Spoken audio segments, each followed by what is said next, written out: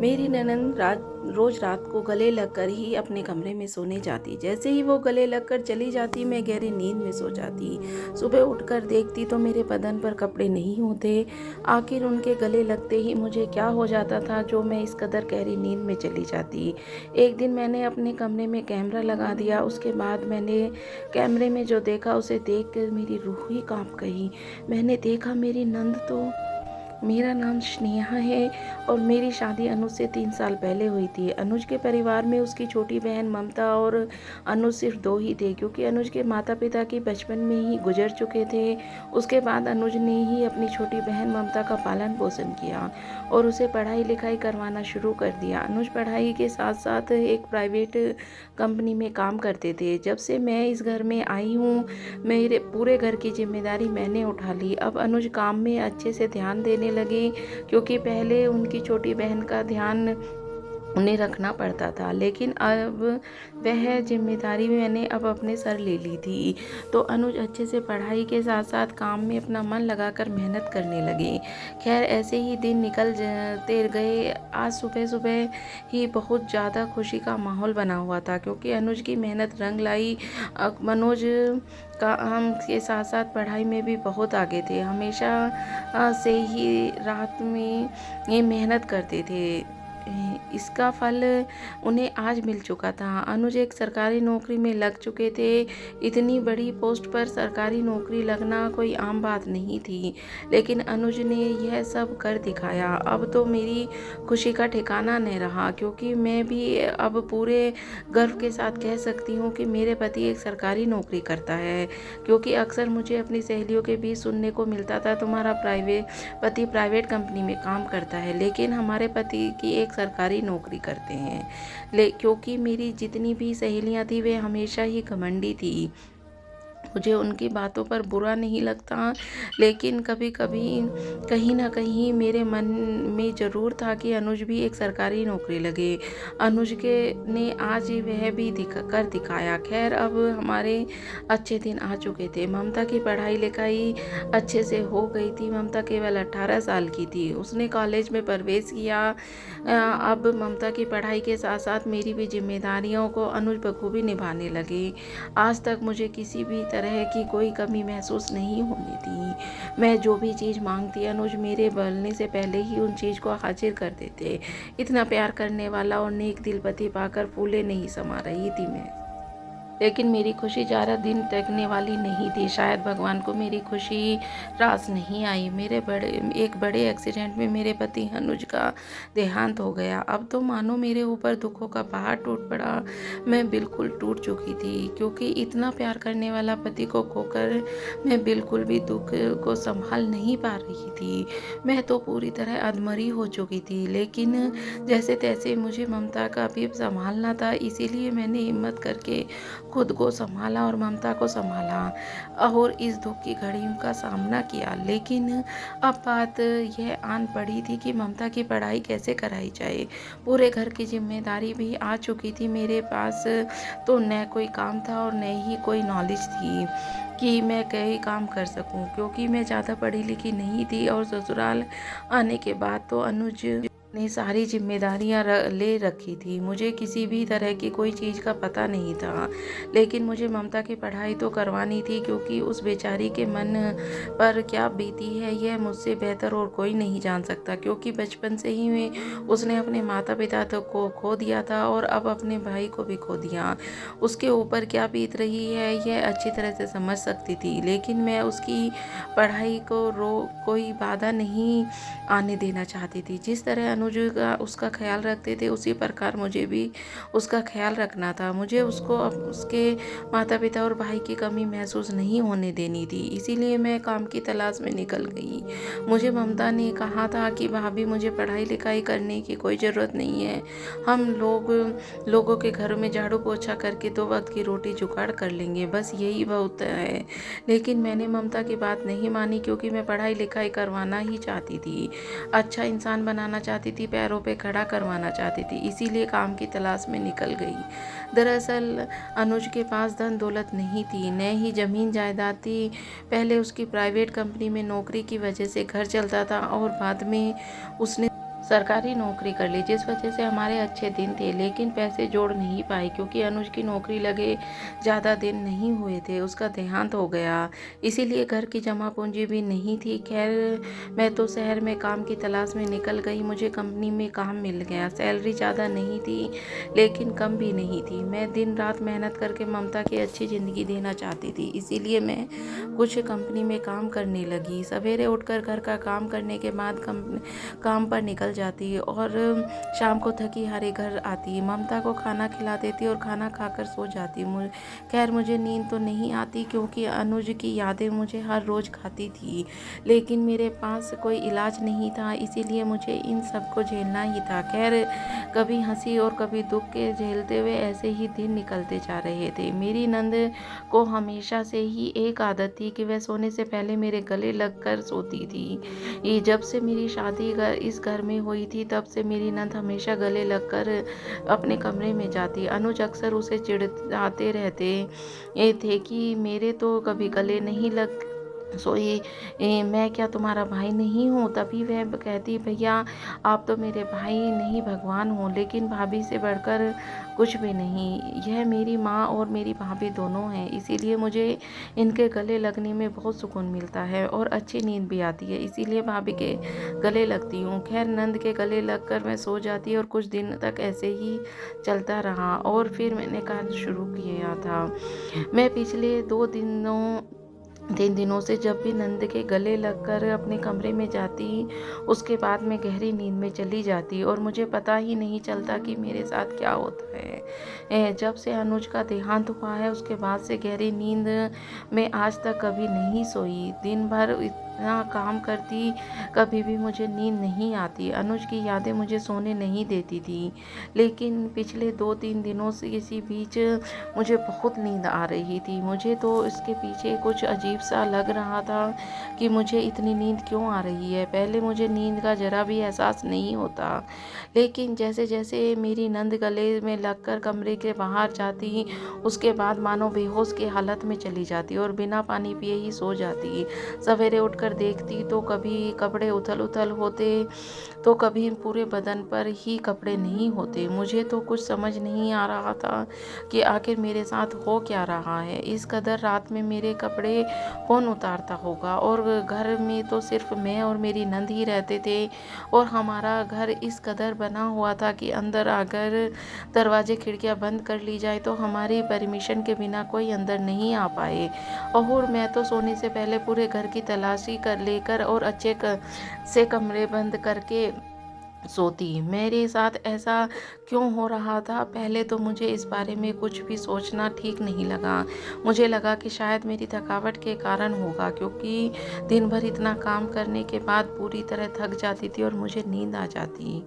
और नींद में हो सकता है कि मैं खुद ही ऐसी हरकत कर लेती हूँ, क्योंकि अक्सर इंसान सपने में जो देखता है वैसा ही हलचल करता है। शायद इसी वजह से मैं अपने कपड़े उतार लेती होंगी। बेवजह ही मैं ऐसे ख्यालों में पड़ना ठीक नहीं है। लेकिन फिर मुझे लगा कि ऐसा नहीं हो सकता, क्योंकि मैं कोई काम आज तो नहीं कर रही हूँ, पिछले कितने महीनों से यह काम कर रही हूँ, तब मुझे इतनी थकान नहीं हुई, तो अब कैसे हो सकती है? भला थकान होती ही है तो इस कदर अचानक मेरी नींद कैसे लग जाती है, और वह भी ममता के गले लगने के बाद। अब तो मुझे ममता पर भी अजीब सा लगने लगा कि ममता कहीं कुछ कर तो नहीं रही, लेकिन फिर भी मेरे मन में ख्याल आया कि ममता मुझसे इतना प्यार करती है कि मुझे माँ का दर्जा देती है। मुझे इसके बारे में ऐसा सोचना नहीं चाहिए, लेकिन हर समय मेरे दिमाग में यही बात दौड़ती रहती, आखिर मेरे साथ हो क्या रहा है। मेरी तो समझ में कुछ आ ही नहीं रहा था। मैं यह बात किससे पूछूं, किसके साथ शेयर करूं, जो मेरी इस उलझन को निकाल सके। इस तरह काफ़ी दिन निकल गए, लेकिन यह हरकत कम नहीं हुई। अब तो मेरे साथ कुछ और ही ज़्यादा होने लगा था। मैं रात में जिस तरह सोती थी, उस तरह सुबह बिल्कुल भी नहीं होती। मेरे पूरे कपड़े बदन पर से गायब होते। मेरा पूरा शरीर इस तरह टूटा था जैसे मानो मुझे किसी ने रोंदा हो। अब तो मेरा शक चरम सीमा पर पहुंच चुका था। मैं जरूर कुछ ना कुछ मेरे साथ हो रहा है। जिससे मैं बिल्कुल अनजान हूँ। इस तरह मेरे शरीर के कपड़े गायब होना, इस तरह गले लगने के बाद अचानक से गहरी नींद में सो जाना और सवेरे उठने के बाद पूरा बदन दर्द के मारे कम टूटना, यह सब मेरा कोई वहम या फिर थकान नहीं थी। इसके पीछे मुझे बहुत बड़ा कारण लग रहा था। तभी मैंने एक दिन ममता से पूछा कि ममता, मेरे साथ यह सब क्या हो रहा है? क्या तुम्हें इस बारे में कोई खबर है? तभी ममता कहती है, नहीं भाभी, ऐसी कोई बात नहीं है, और वैसे भी घर में कौन आता है, आप ज़रूर थकान के मारे सो जाती हो और नींद में यह सब हरकतें कर लेती हो, और सवेरे जब आप उठती हो तो आपको ऐसा कुछ लगने लग जाता है। मुझे ममता की बातों पे ज़रा भी सच्चाई नज़र नहीं आ रही थी, क्योंकि जिस तरह वह बोल रही थी उसकी आवाज़ में हलचल थी और वह नज़रें भी मुझसे नहीं मिला पा रही थी। मुझे पूरा शक हो गया कि ज़रूर ममता कुछ ना कुछ कर रही है, क्योंकि वह आज से पहले कभी भी मुझसे बात करते समय इतनी घबराई नहीं थी जितनी आज मेरे इस सवाल से पूछने से घबरा रही थी। फिर मैंने अपने कमरे में आ गई। मैंने मन में तो कुछ और ही शक चलने लगा। मेरे मन में यह था कि ममता ज़रूर किसी लड़के के चक्कर में है और रोज़ रात को मुझे कोई नशा वगैरह देकर किसी लड़के से मिलने के लिए जाती है। लेकिन फिर मैंने सोचा कि मगर ममता ऐसा कुछ करती तो मेरे शरीर में यह हलचल कैसे और मेरे शरीर के कपड़े गायब कैसे होते। अब तो मेरे घबराहट से पूरे रोंगटे खड़े हो गए चुके थे, पूरा बदन पसीने से लथपथ था, क्योंकि मेरा कुछ भी समझ में नहीं आ रहा था। घबराहट के मारे मेरी जान निकली जा रही थी। मुझे समझ नहीं आ पा रहा था कि आखिर माजरा क्या है, मैं कैसे इस समस्या से बाहर निकलूं। मुझे कुछ भी समझ में नहीं आया। अब मुझे पता लगाना था कि आखिर मेरे साथ हो क्या रहा है। तभी मेरे मन में विचार आया कि मैं कमरे में कैमरे फिट करवा देती हूँ। उसके बाद सारा दूध का दूध और पानी का पानी हो जाएगा, सारी सच्चाई मेरे सामने आ जाएगी। यही सोचकर मैंने अपने काम पर गई तो कुछ पैसे उधार लेकर कमरे में कैमरे ले आई, और जब ममता कॉलेज गई तो मैंने कमरे में कैमरे फिट करवा दिए। कमरे इतने छोटे थे कि किसी को भी आसानी से दिखाई न दे, और मैंने यह बात अपनी नंद को भी नहीं बताई। फिर आज मैं निश्चित हो चुकी थी कि रात में मेरे साथ क्या होता है यह सब मेरे कैमरे में रिकॉर्ड हो जाएगा और कल सारी बातें मेरे सामने आ जाएंगी। उसके बाद मैं देखती हूँ कि मेरे साथ आखिर हो क्या रहा है। इसी संतुष्टि के मैंने और ममता ने शाम को खाना खाया और हम लोग सोने की तैयारी करने लगे। तभी ममता मेरे कमरे में आई और बोली कि भाभी, आज तो गले तो लगी ही नहीं ना। लेकिन पता नहीं क्यों मेरे मन बिल्कुल भी नहीं कर रहा था कि ममता के गले लगूं, क्योंकि जब ममता गले लग जाती हूँ तो मुझे बाद में मेरी हालत ऐसी हो जाती है कि मैं चाहकर भी अपनी आंखों को खोल नहीं पाती। लेकिन मैं उसे मना भी नहीं कर सकती थी, क्योंकि मैंने दिल नहीं दुखाना चाहती थी। अनुज की बहन से मैं अनुज से के जितना ही प्यार करना चाहती थी, कभी भी उसे किसी चीज़ की कमी नहीं आने देना देती थी, तो इस छोटी सी बात के लिए उसका दिल क्यों दुखा दूँ। खैर, ऐसा सोचकर मैं ममता के गले लग गई। जैसे ही ममता के रूम से बाहर चली गई, मेरी आंखें अपने आप बंद होने लगी। मैं जैसे बेहोशी की हालत में जाने लगी। मेरी गहरी नींद मुझे इस कदर जकड़ लिया कि मैं कुछ बोल भी नहीं पाई और उठ भी नहीं पाई, और बिस्तर पर पता नहीं किस हालत में सो गई। दूसरे दिन सवेरे उठते ही मैंने देखा मेरी हालत रोजाना की तरह ही थी। मेरे कपड़े बदन से पर नहीं थे और पूरा बदन कपड़ों की जगह कंबल से ढका हुआ था, और आज तो मेरे शरीर पे खरोच के निशान भी थे। आखिर यह खरोच के निशान कहाँ से आ गए, मुझे तो कुछ भी समझ नहीं आया। घबराहट के मारे मेरी जान निकली जा रही थी। मेरा पूरा शरीर मेरा इतना भारी हो रहा था कि मुझे अपने बिस्तर से खड़े होने में भी ये इतनी ज़्यादा तकलीफ़ हो रही थी कि जैसे तैसे मैं बिस्तर से खड़ी हुई और ममता के लिए खाना तैयार कर दिया। उसके बाद जब ममता कॉलेज निकल गई तो मैंने झट से लैपटॉप निकाला और उसमें सब कुछ देखने लगी। उसके बाद मैंने कैमरे में जो देखा उसे देख के तो मेरी हालत ख़राब हो गई। मैं खुद को जैसे संभाल नहीं पा रही थी कि आखिर मेरे साथ हो क्या रहा है। भगवान ने वैसे भी मेरे ऊपर इतने जुल्म कर दिए, अब यह कौन सा नया जुल्म था जो सहन नहीं करना बाकी था। मैंने देखा कि कमरे में 2 लड़के आते हैं और मेरे पूरे बदन से कपड़े उतार कर मेरे साथ गंदी हरकतें करना शुरू कर देते और मुझे जानवरों की तरह नोच रहे होते। लेकिन मैं तो टस से मस भी नहीं हो रही थी। मुझे कुछ भी नहीं पता था और मेरे साथ क्या हो रहा है। तो मैं तो बिल्कुल एक जिंदा लाश की तरह पड़ी थी और दोनों लड़के मेरे बदन को नोचते हुए मुझे उसी हालत में छोड़कर कमरे से बाहर चले जाते हैं। उसके बाद कैमरे में कुछ दिखाई नहीं दिया। मुझे तो समझ नहीं आ रहा था कि लड़के अंदर आए कैसे।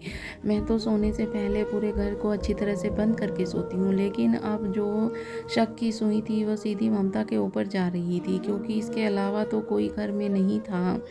लेकिन ममता ने मेरी तरह एक लड़की थी, वे ऐसा कैसे कर सकती थी। लेकिन अब तो पूरी सच्चाई ममता के मुंह से ही पता चल पाएगी। मैं गुस्से में पूरी तरह आग बबूला हो गई और ममता के ऊपर इतना ज़्यादा गुस्सा आ रहा था कि मैं उसे कॉलेज में जाकर ही घसीटते हुए घर पर लेकर आऊं। उसने मेरे प्यार का इतना नाजायज़ फ़ायदा उठाया। मैंने उसे अपनी सगी बहन की तरह पाला पोसा। इतने दुखों को झेल कर भी उसकी पढ़ाई लिखाई में कमी नहीं आने दी। उसकी एक डिमांड भी पूरे ने करी मैंने। अब पूरी सच्चाई जानने के लिए मैं ममता के आने का वेट करने लगी। शाम को जब ममता कॉलेज से वापस आई, मैंने उसका हाथ पकड़ा और अपने कमरे में की ओर घसीटते हुए ले जाने लगी। ममता बोली, भाभी क्या हो गया आपको, आप ऐसा क्यों कर रही हैं मेरे साथ।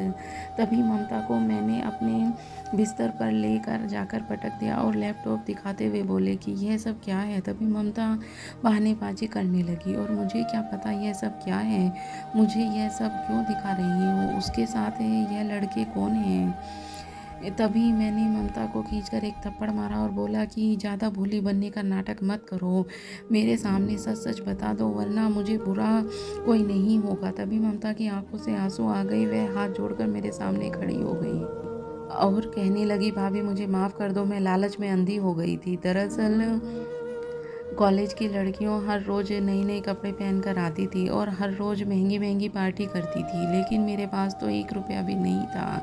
तभी लड़कियां मेरा मजाक बनाने लगी, मुझे तुम्हारे पास जो पार्टी करने का भी पैसे नहीं है। तभी मुझे बहुत गुस्सा आता, इसीलिए मैंने एक प्लान बनाया कि क्यों ना मैं आपको धंधे में डाल देती हूँ। आपके सारे आम तो धंधे में आप जाने वाली नहीं थी, इसीलिए मैंने धोखे से आपको धंधे में डालना चाहा और उसके बाद जो पैसे आते उससे मैं कॉलेज में अपनी शान बढ़ा दी थी।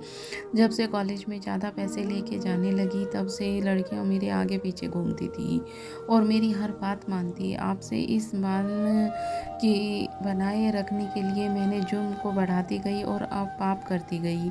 तभी मैंने ममता से कहा कि तुम यह सब कैसे थी। तभी ममता कहने लगी कि भाभी मैं अपने हाथ के ऊपर बेहोशी की दवा लगा देती थी और जब मैं आपके गले लगती तो अचानक आपके नाक के पास से हाथ से ले जाती, जिससे वह दवा आप सूंघ लेती और आप बेहोशी की हालत में चली जाती। वह बेहोशी की दवा इतनी तेज़ थी कि उसे लेने के 12-13 घंटे तक इंसान को होश में चाह कर भी नहीं आ सकता। फिर मैं बाहर जाकर अपने हाथ धो लेती और फिर कुछ लड़के आपसे संबंध बनाते और फिर वे लड़के मुझे ढेर सारे पैसे देकर चले जाते। जब इतने सारे पैसे आने लगे तो मैं और ज़्यादा लालच बढ़ गया और मैं यह काम रोज़ाना करवाने लगी।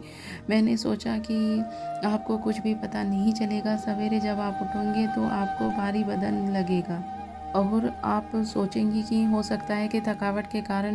मैंने यह ज़रा भी नहीं सोचा था कि आपको सब कुछ पता चल जाएगा। और रही बात आपके शरीर पर कपड़े न होने की, तो उन लड़कों को कहती थी कि आपको वापस से कपड़े पहना दो, लेकिन वह लोग आपको कभी भी कपड़े पहनाकर वापस नहीं जाते थे, आपको उसी हालत में छोड़ जाते। अब तो मुझे खुद पर भी शर्म आ रही थी कि मेरी नंद कि मैं एक ऐसी नंद की भाभी हूँ जो इतनी गिर सकती है। तभी ममता हाथ जोड़ते हुए बोली कि भाभी मुझे माफ़ कर दो, मैं अपने अपनी झूठी शान के लिए ये सब कर बैठी। तभी मैंने ममता को धक्का देकर कमरे से बाहर निकाल दिया और अपना कमरा अंदर से बंद कर लिया और ज़ोर-ज़ोर से रोने लगी। मुझे खुद में विश्वास नहीं हो रहा था कि मैं इस हालातों में कैसे पहुँच जाऊँगी। मैं बार-बार अनुज से माफ़ी माँग रही थी। मैं आपकी बहन को नहीं सँभाल पाई और वह एक ऐसे रास्ते पे चल पड़ी जिसका मैं ज़रा भी ख़याल नहीं कर पाई। मैंने ममता के लिए इतना कुछ किया था। मैं अनुज के जाने के बाद जब से काम करना शुरू किया था, उसके बाद जितने भी पैसे बनते सब ममता के ऊपर ही लगा देती। खुद के लिए मैंने आज तक एक जोड़ी साड़ी भी नहीं ली थी। मैंने सोचा था कि ममता को किसी चीज़ की कमी ना हो, लेकिन इसी प्यार ने ममता को गलत फ़ायदा उठाया और उसने मेरे साथ यह हरकत कर दी, जो करने से पहले हर इंसान को 100 बार सोचता है। मुझे ममता पर बार-बार गुस्सा आ रहा था, लेकिन मैं क्या कर सकती थी। मैंने अपने दुःख मन से रोते हुए अपने बिस्तर पर पड़ी रही और बार-बार अनुज को याद करने लगी। मैं सोच रही थी कि ममता ने यह सब करने से पहले ज़रा भी नहीं सोचा। उसने झूठी शान से इतनी अंधी हो चुकी थी कि उसने मेरे बारे में ज़रा भी ख़याल नहीं किया। मेरी इज़्ज़त के साथ इस तरह खिलवाड़ करके उसने क्या हासिल कर लिया और कॉलेज में अपनी झूठी शान बनाए रखने के लिए आज ऐसी गलती कर दी जिसकी माफ़ी उसे कभी भी नहीं मिल सकती। और लड़कियां पार्टियां करती हैं तो उनके घर वाले अमीर हैं इसीलिए करती हैं। किसी की बराबरी करने का क्या फ़ायदा जब हम लोगों को अपनी औकात है नहीं है। हम लोग बड़े लोगों के साथ बैठने ही नहीं क्यों, हम लोगों में जितना हो पाता है हम उतना ही करें। खैर मैं मन में सोचने लगी कि अगर ममता मुझे एक बार बोल देती कि भाभी कॉलेज की लड़कियां पार्टी करती हैं इसीलिए मुझे भी करनी है, तो मैं उसे कभी भी कहीं से भी पैसे ला कर देती, उसके लिए पैसों का बंदोबस्त कर देती। लेकिन उसने मुझे एक बार भी बताना ज़रूरी नहीं समझा और अपने ही दिमाग में सब कुछ डाला। उसने मेरी इज्जत के साथ मेरे विश्वास को भी ख़राब किया है। मैं चाह कर भी ममता को माफ़ नहीं कर सकती थी। अब तो मैं जितना हो सकता था उतना ममता से दूर रहती, लेकिन ममता को अपनी गलती का एहसास हो चुका था। मैं गलती का बार बार पश्चाताप कर रही थी। फिर मुझे याद आ गई कि अनुज के बारे में ख्याल आ गया कि जहाँ कहीं भी हैं उनकी आत्मा ज़रूर दुखी हो रही होंगी। फिर मैंने ममता को माफ़ कर दिया और उसे सही रास्ते पर लेके आई। उसके बाद ममता ने अच्छे से पढ़ाई करके एक अच्छी नौकरी पा ली। अब हमारे घर सुधार पूरी तरह से हो चुका था। ममता ने गलती करके अपने आप को सुधार लिया था।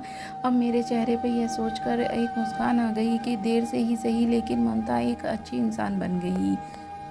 तो दोस्तों आपको ये कहानी कैसी लगी मुझे कमेंट करके ज़रूर बताना। मैं ऐसी ही अच्छी अच्छी कहानियाँ आपके लिए लाती रहूँगी। पूरी कहानी सुनने के लिए आपका बहुत बहुत धन्यवाद।